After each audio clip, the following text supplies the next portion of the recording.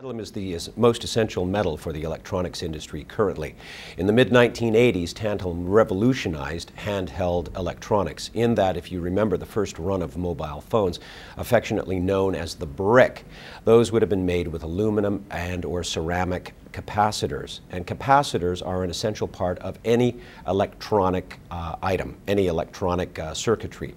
And in the mid-1980s, they realized that tantalum had the unrivaled highest capacitance out of any known substance.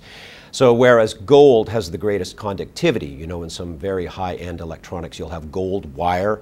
Yeah. Well, tantalum has the highest capacitance, which is defined as the ability to hold and release instantaneously the most electric charge per gram.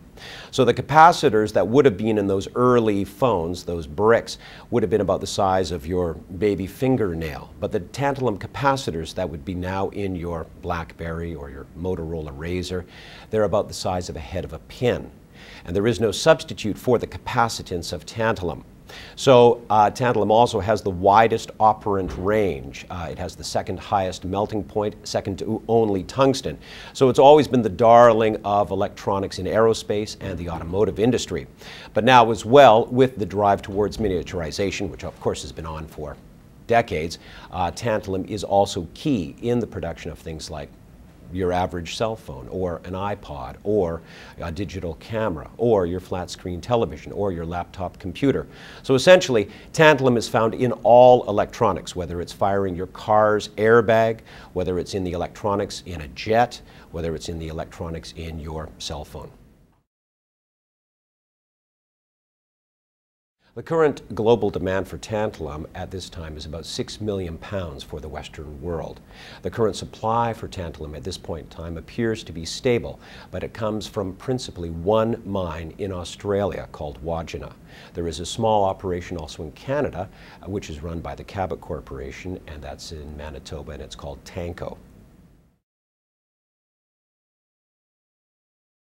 The current demand for tantalum right now comes principally from the electronics industry, where about 75 to 85% of all tantalum goes. The current demand is very high right now, and there is upward pressure on price. That is on the spot market, though. Although in the Western world, all tantalum is contracted in long-term contracts. And because of that, it is very important that Commerce's project is in Canada. We will be looking at going into production in 2010. We started the environmental baseline data collection in the summer of 2006 to see if we could speed up the regulatory process, although we don't trigger the regulatory process until we've completed our feasibility study, which is in most likely 5 or 6 months.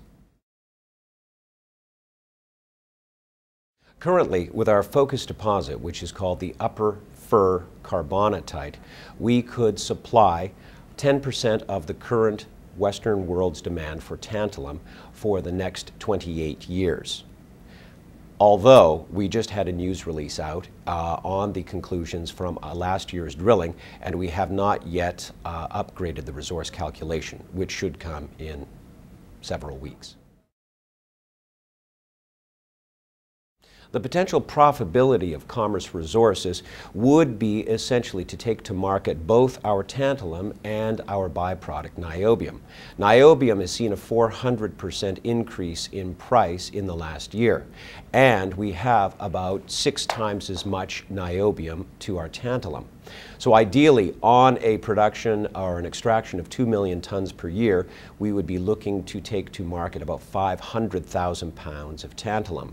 At about $60 a pound, that would be around $30 million. The amount of niobium we would produce, though, would be about 6 million pounds of niobium. And the current value of niobium for that kind of product, niobium oxide, would be around $25. We're financed well through production right now. We're financed through 2010, and we're going to have the most exciting and busy summer we've ever had.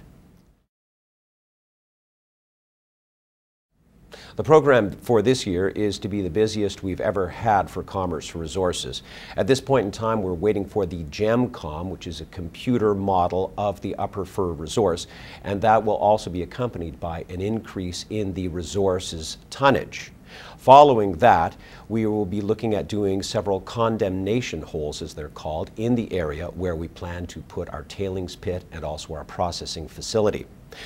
This will be in anticipation of setting up a pilot plant and doing a bulk sample for the Upper Fur deposit this year. While those are both going on, or those programs are going on, we're continuing with the environmental baseline data collection in anticipation of entering the permitting process, at the same time as we have hydrometallurgical and metallurgical processes ongoing at SGS Lakefield. That is for the program in BC, which will be the busiest year for British Columbia. Additionally, we have our new deposit in Quebec, northern Quebec, called the Eldor, and we will be starting to drill that in approximately a month from now. We've already flown in some gas and diesel for the camp and the drill rig, and we'll be looking to break ground by early April.